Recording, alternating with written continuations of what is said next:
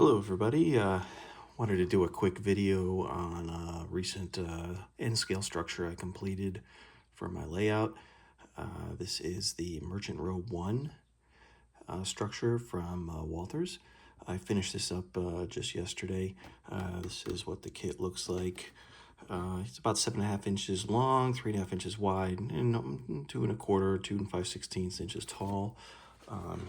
This is what it looks like when it's complete, or at least what mine looks like. Spent a lot of time on this front facade, this front elevation here, trying different colors of brick, and this is actually stone. If you look at the print there, and then this is kind of like a gray brick. This is the more traditional brick here. All of these colors are Vallejo, Model Air. This was all done with an airbrush. This is a middle stone, which was used for this part of the front elevation. This is my go-to, the Vallejo Hull Red, for the more traditional looking brick color. And then I used the sky gray here on this gray colored brick. This is again Vallejo. This is not the Model Air though. This is just a regular acrylics. And then here on the stone, maybe like a limestone, I used the Vallejo Model Air. This is the 71.028 sand yellow right there. And then the storefronts down below are just obviously more traditional colors, blue, green, and then I got some red doors and some white. As you come around the side elevation, again, this elevation looks pretty clean. I have more traditional red brick color, and then the blue storefront system. There's a man door there with the darker blue. And in the back, which faces the small rear parking lot of my layout, this is a little more weathered and not really cared for. Got some graffiti back there. I got some boarded up windows, which I thought turned out well. All of these header stones are hand painted gray, but again, most of this back elevation, the brick color is, if this is thinned, when I thin this, I can actually spray it out of the airbrush. And this was all shot with the airbrush. Got some brick repair here where I actually hand brushed on just a spot there using, again, this. It comes up much darker because goes on a lot heavier than the airbrush. And then on the side elevation here, again, this is facing an alley. I did some weathering on the brick with some very, very thinned sky gray, again, from Vallejo, 70.989, and just kind of rub that on there. This is one of the decals they sent in the kit. They don't lay on the elevations on the model very well because this isn't a smooth, flat surface. You have this brick coursing pattern that is going to silver your decals. There's nothing you can do about it. A little bit of graffiti down there, and then the base was sprayed with a gray, and then I did multiple weatherings to make the sidewalk joints appear and stand out a little bit. And again, you can see the decals that came with the kit. Now the decals that go on the stone or the brick, again, not a smooth flat surface, so they're going to silver and just not look right. There's nothing you can do about it. The decals that go on the windows, those will lay flat and adhere pretty well and not silver. Problem is you can't really see them, but they are on there.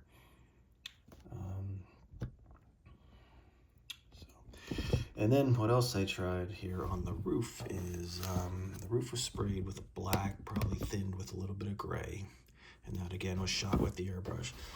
But I just added something new with the Walthers roof details. So these are various rooftop items like air handlers and blowers and turbine vents and hoods. And I really think this adds a lot of interest to the structure. So I got a hood here. I've got a couple of mushroom vents there, and I got another hood there. I might put an air handler on here. They have several pieces to choose from. This is some of the sprues. There's a lot in here. And there's some big air handlers, medium-sized air handlers, smaller air handlers. This is what they got in there. Blowers, there is a bunch of stuff in this kit, and I sprayed that metallic steel, and I thought it turned out really well, and it adds a lot to the detail to the structure. So now let's see what it looks like on the layout. Okay, here it is on the layout. It's next to the Merchant Row 1 that I completed over the winter. This is the alleyway between the two that I was telling you about that I really liked how that turned out. And then here's kind of a driveway leading, you know, to the rear. Still have an empty lot here I'm working on. I added some of the roof details to this Merchant Row 2 that I think really turned out well. And then if you look at the rear, where most of the parking is, still have to set this and glue it, make sure I got it aligned and sited exactly how I want, but it's pretty close. And this is the parking in the rear. Here's the alleyway leading to the parking, and then the main entrance to the parking is off of this side street here.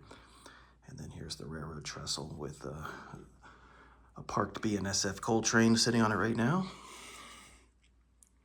But I think this looked really good. Here's the side driveway. I had to cut this earth embankment back to get this all to fit, probably 2 or 3 inches. A little bit of excavation work. And then coincidentally, here's one of the blower units, and I put it on this BNSF yard engine house. And I think that looks really cool. Sitting on a piece of dunnage steel, a round duct going down through the roof, and there's the blower unit sitting on the dunnage. And that was also in the roof details kit from Walthers. I really like how that turned out. So anyways, that is the Merchant Row 1 kit sitting next to Merchant Row 2. Really easy to build, really nice detail. Take your time with it. I think I spent well over a month, maybe almost 2 months on this, but I'm really happy with it. I'm gonna get it fastened down to the layout next, and then move on to filling in this lot, and then the final lot over here, which is probably gonna be a large convenience store gas station. So hope everybody enjoyed that video, and once again, thanks for watching. Bye-bye.